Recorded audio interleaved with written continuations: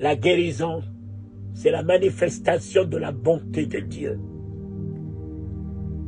La résurrection, c'est la manifestation de la miséricorde de Dieu, de la compassion de Dieu. Et quand il voyait les malades, l'esprit de compassion qui était en lui se mettait à l'œuvre. Mais cela ne faisait pas partie de ces 2 feuilles de route. Donc, même s'il n'y a pas la guérison dans ce que tu fais, crois. Crois. Fais ce que Dieu te dit de faire. Persévère. Si tu ne vois pas les miracles, persévère. Persévère.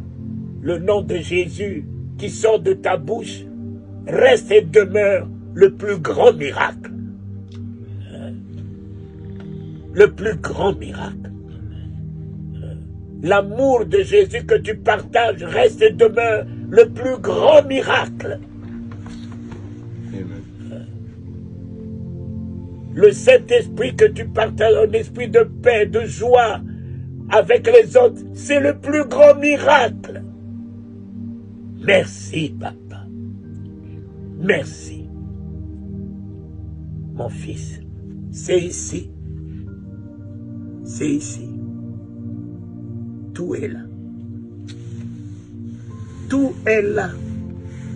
Cet homme, pour rentrer là-dedans, il a fait cuire ça 40 jours et 40 nuits dans le désert.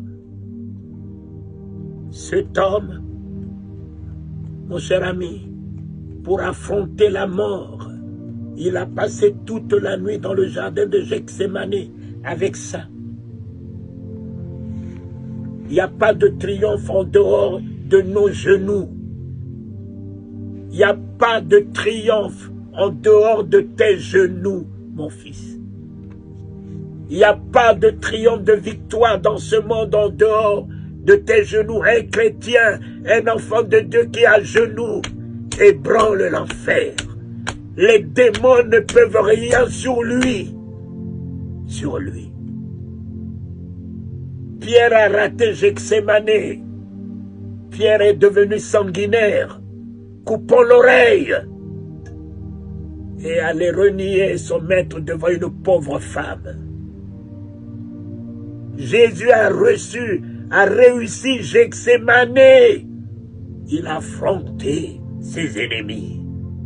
Il a pris Judas dans les bras, le traître, le méchant, l'ennemi.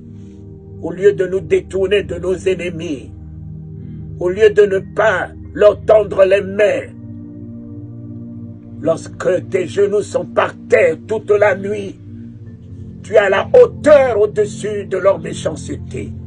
Tu prends de la hauteur au-dessus de leur ingratitude. Tu prends de la hauteur au-dessus. Il a pris Judas, il l'a appelé mon frère. Mon frère.